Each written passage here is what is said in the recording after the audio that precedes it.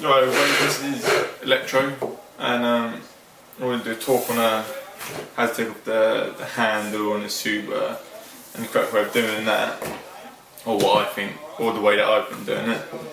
And then I would like to at some point, maybe show you how to tie these into different knots, and how to clean the sword in the correct way. Just remember, this is just me, this is just the way I do it. I don't think there is a correct way or a wrong way. But there is a wrong way if you're doing it and you're going to hurt someone or hurt yourself. That's the wrong way. As long as you're not hurting yourself, hurting anyone else, there is no wrong way. Just, I'm just going to show you my way. So, I always, as I'm, picking up the sword and I'm going to take off the sheath, don't just pull it, because it doesn't sound too good. It doesn't do the inside. Too much damage, but it's not brilliant. And if you remember at someone's home and they're showing you the sword and you just pulled it, you're gonna, it's just not right. What you should do is you put your hand there, give it a little squeeze until it pops, and then gently tilt it. Hold the spine of the sword down so you can feel it rubbing against the sheath, and then tilt it all the way down when you get to the end of the sheath.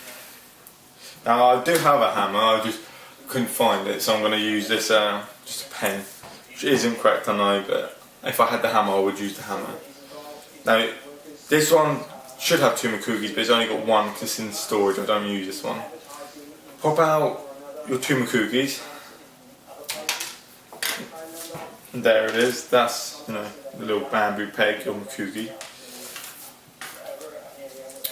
Tilt the sword slightly to the side and hold it at the bottom and give it a little whack. And if you can, I don't know if you can see, but it's popped all open, so it's all loose. Now you just give that a little tug off. Just let everything slide off. Now, this, you should be able to pull it off, but it shouldn't be as loose as this. I mean, this just drops. Then it should be tighter than that, to be fair. And if it's like this, it just falls off. You might want to get a new one made, or just, you see, it shouldn't be like that. And you've got your, I don't know if you'll be able to see, you've got your maker's name down it. You've got, it's nicer to be able to see it from being bare, a bare blade. And so that's the way you take off all of that, and then you just refollow the procedure back up. So you find there's like a little groove where it's been pressed nice and tight around this, and obviously that's the one that goes on there. And also the bottom one is always smaller, so that's something to remember. You get it? Yeah. Pop that back on there.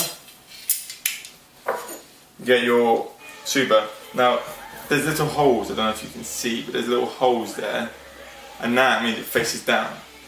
Faces downwards. I mean, it's pretty self-explanatory. You just got to sort of follow your steps. I mean, if you just look real close at what you're doing when you're taking off, just refollow it.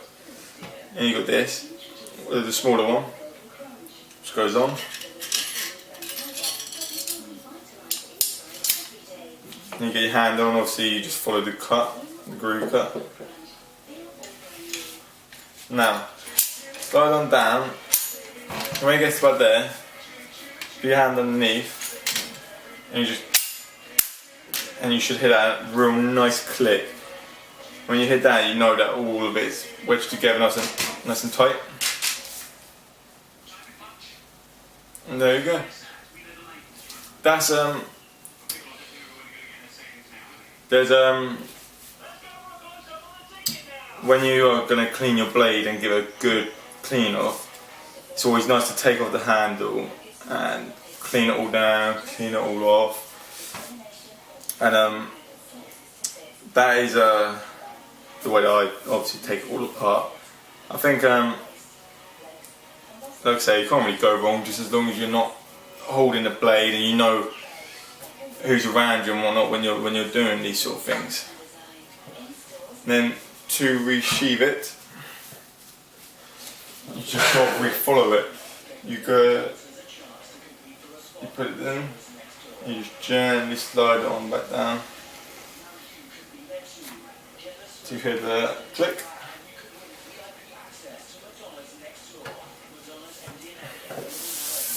And that's that. And there it is. Next time, next video I do, I might show you how to do a knot, and I'll show you how to polish it all off. But just leave me any comments if you've got any questions. Cheers.